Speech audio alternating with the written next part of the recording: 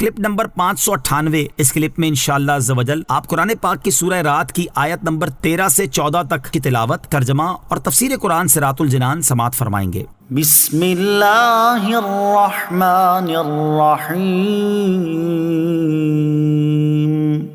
اللہ کے نام سے شروع جو نہایت مہربان رحمت والا ہے۔ وَيُسَبِّحُ الرَّعْدُ بِحَمْدِهِ وَالْمَلَائِكَةُ مِنْ خِيفَتِهِ وَيُرْسِلُ الصَّوَاعِقَ فَيُصِيبُ بِهَا مَنْ يَشَاءُ وَهُمْ يُجَادِلُونَ فِي اللَّهِ وَهُوَ شَدِيدُ الْمِحَالِ۔ ترجمہ، اور رعد اس کی حمد کے ساتھ تسبیح بیان کرتا ہے، اور اس کے خوف سے فرشتے بھی تسبیح کرتے ہیں، اور وہ کڑک بھیجتا ہے تو اسے جس پر چاہتا ہے ڈال دیتا ہے، حالانکہ وہ لوگ اللہ کے بارے میں جھگڑ رہے ہوتے ہیں اور وہ سخت پکڑنے والا ہے۔ وَيُسَبِّحُ الرَّعْدُ بِحَمْدِهِ،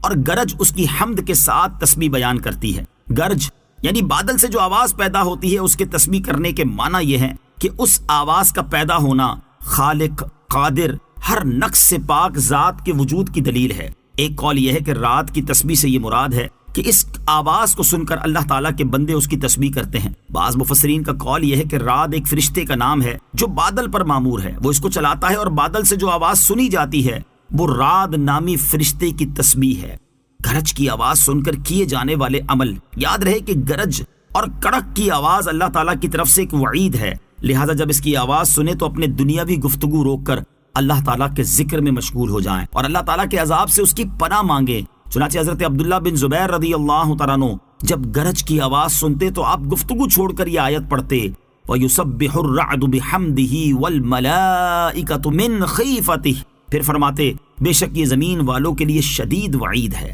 حضرت عبداللہ ابن عمر رضی اللہ تعالیٰ عنہ فرماتے ہیں جب نبی اکرم علیہ الصلوۃ والسلام گرج اور کڑک کی آواز سنتے تو یہ دعا مانگتے، اللہم لا تقتلنا بغضبک ولا تہلکنا بعذابک وعافنا قبل ذالک، یعنی اے اللہ ہمیں اپنے غضب سے نہ مارنا اور اپنے عذاب سے ہلاک نہ کرنا، اور ہمیں اپنا عذاب نازل ہونے سے پہلے عافیت عطا فرما۔ حضرت عبداللہ ابن عباس رضی اللہ تعالیٰ عنہما سے روایت ہے نبی کریم صلی اللہ تعالیٰ علیہ وسلم نے فرمایا جب تم گرج کی آواز سنو تو اللہ تعالیٰ کا ذکر کرنا شروع کر دو، کیونکہ یہ ذکر کرنے والے کو نہیں پہنچتی۔ وَالْمَلَائِكَةُ مِنْ خِيفَتِهِ، اور فرشتے اس کے ڈر سے، اس سے مراد وہ فرشتے ہیں جو بادلوں پر معمور فرشتے کے مددگار ہیں، یہ اس سے تمام ملائکہ مراد ہیں۔ اور آیت کا معنی یہ ہے کہ فرشتے اللہ تعالیٰ کی ہیبت اور اس کے جلال سے اس کی تسبیح کرتے ہیں۔ لَهُ دَعْوَةُ الْحَقِّ وَالَّذِينَ يَدْعُونَ مِن دُونِهِ لَا يَسْتَجِيبُونَ لَهُم بِشَيْءٍ وَالَّذِينَ يَدْعُونَ مِن دُونِهِ لَا يَسْتَجِيبُونَ لَهُم بِشَيْءٍ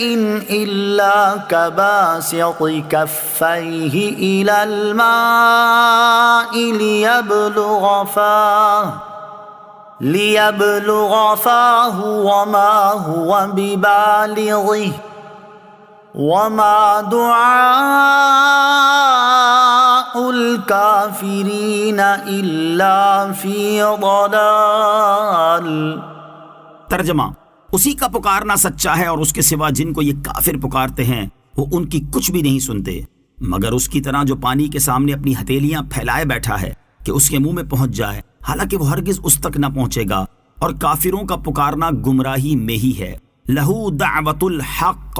اسی کا پکارنا سچا ہے۔ اس سے مراد یہ ہے کہ اللہ تعالیٰ کی وحدانیت کا اقرار کرنا اور لا الہ الا اللہ کی گواہی دینا حق ہے، یا اس کا معنی یہ ہے کہ اللہ تعالیٰ دعا قبول کرتا ہے اور اسی سے دعا کرنا سزاوار ہے۔ والذین یدعون من دونہ، اور اس کے سوا جن کو یہ پکارتے ہیں، یعنی کفار جو بتوں کی عبادت کرتے ہیں اور ان سے مرادیں مانگتے ہیں، وہ ان کی کچھ بھی نہیں سنتے۔ ان کی مثال تو اس شخص کی طرح ہے جو پانی کے سامنے اپنی ہتھیلیاں پھیلائے اس لیے بیٹھا ہے کہ پانی خود ہی اس کے منہ میں پہنچ جائے، تو ہتھیلیاں پھیلانے اور بلانے سے پانی کنویں سے نکل کر اس کے منہ میں کبھی نہیں آئے گا، کیونکہ پانی کو نہ علم ہے نہ شعور کہ جس کی وجہ سے وہ اس کی حاجت اور پیاس کو جان لے اور اس کے بلانے کو سمجھے اور پہچان لے۔ نہ پانی میں یہ قدرت ہے کہ اپنی جگہ سے حرکت کرے اور اپنے طبعی تقاضے کے خلاف اوپر چڑھ کر بلانے والے کے منہ میں پہنچ جائے۔ یہی حال بتوں کا ہے کہ نہ انہیں بت پرستوں کے پکارنے کی خبر ہے، نہ ان کی حاجت کا شعور، اور نہ وہ ان کو نفع پہنچانے پر کچھ قدرت رکھتے ہیں۔ وَمَا دُعَاءُ الْكَافِرِينَ إِلَّا فِي ضَلَالٍ، اور کافروں کو پکارنا گمراہی میں ہی ہے،